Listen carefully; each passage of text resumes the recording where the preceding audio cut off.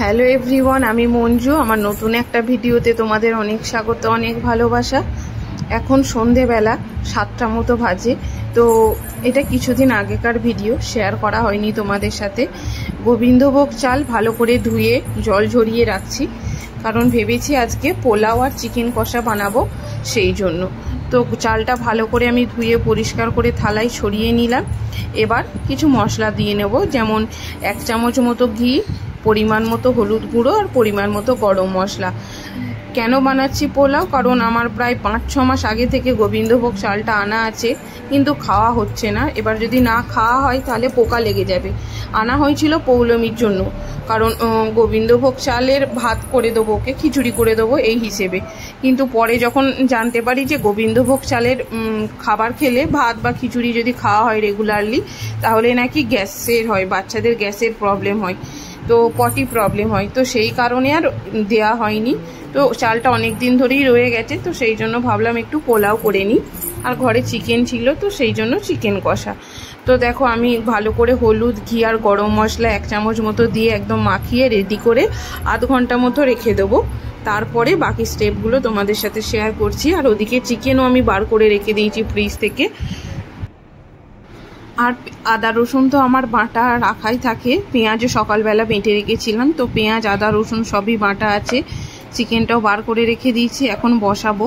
তো প্রথমে একটা স্টিলের গামলায় করব, তো সেই জন্য স্টিলের গামলাটা বের করে বসিয়ে দিয়েছি গ্যাসে। আর কাজু কিশমিশ বার করে নিয়েছি, করতে তো বেশি টাইম লাগে না। তো দেখো, এই স্টিলের গামলাটা মানে ভেবেছিলাম করব এক, আর হয়ে গেছে আর এক। তো দিতে না দিতেই আমি একদম গ্যাসটা লো করেই দিয়েছি, তারপরও দেখো কীরকম দিতে না, ঘি দিয়েছি বলে পোড়া পোড়া হয়ে গেছে। তো যাই হোক, প্রথমে দিয়ে তো বন্ধ করে দিলাম, দিয়ে যখন একটু ঠান্ডা হলো তারপর চালগুলো দিয়ে কিছুক্ষণ নাড়ালাম। 5 থেকে 10 মিনিট মতো একদম লো ফ্লেমে নাড়িয়ে ওই যে পাশে গরম জল বসিয়েছি, গরম জল দিয়ে দিয়েছিলাম। এতক্ষণ পর্যন্ত কিন্তু সব কিছু ঠিকঠাকই ছিল। আমার পাশে পৌলমী আছে, ভয়েস ওভার দিচ্ছে, তো সেই জন্য ওর কথা মানে শোনা যাচ্ছে, প্লিজ একটু ম্যানেজ করে নিন। ফোড়নে দিয়েছিলাম গরম মশলা, তেজপাতা, ঘিয়ের ওপরে দিয়ে চালটা ভালো করে নাড়িয়ে নিয়েছি। এবার গরম জলটা দিয়ে দেব। যে পরিমাণ চাল তার ডবল জল নিতে হয়, তো ডবলের থেকে একটু কম নেবে, তাহলে ঝরঝরে হবে।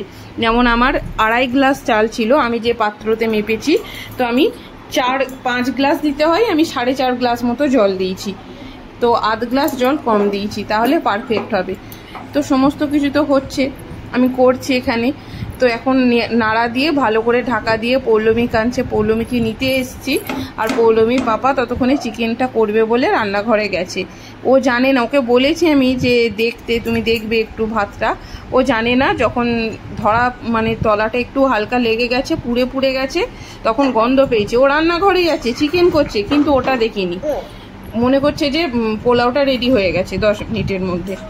তো যখন ধরা পড়ার গন্ধ পেয়েছে, তখন আমায় জিজ্ঞাসা করছে কীরকম মাথাটা গরম হয়ে যায় বলো। কোনো একটা জিনিস যদি শখ করে একটু ধৈর্য নিয়ে করা হয়, আর বিরিয়ানি আর রাইস কি বলো তো, ওটার ফ্যানটা ঝরানো হয়, জলটা ঝরানো হয়ে যায়, আর এটার তো জলটা ঝরানো হয় না। দেখো কীরকম পুড়ে গেছে পুরো পোলাওটায়, তলাটা এরকম হয়নি, আমি আবার অন্য পাত্রে নিয়ে নিয়েছিলাম।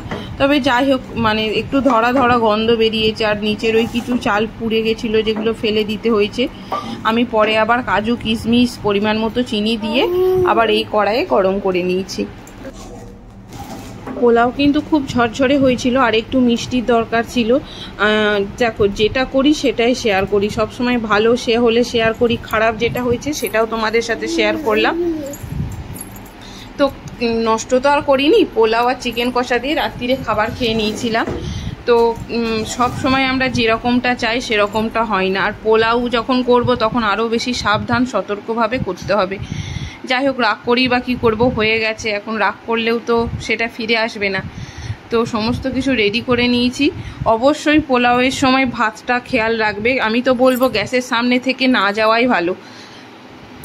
যাই হোক, কী আর করা যাবে। আবার যখন এটা নিয়ে আমি সেকেন্ড টাইম বানালাম, ফার্স্ট বানিয়েছিলাম আমি 1 জানুয়ারি 2024, আর তারপরেই আগস্ট মাসে বানালাম। তো যাই হোক, কী আর করা যাবে। এখন খাওয়া দাওয়া করে নিচ্ছি, পুরোটাই খেয়ে নিয়েছিলাম, নষ্ট করিনি। খেতে খুব ভালো হয়েছিল চিকেন।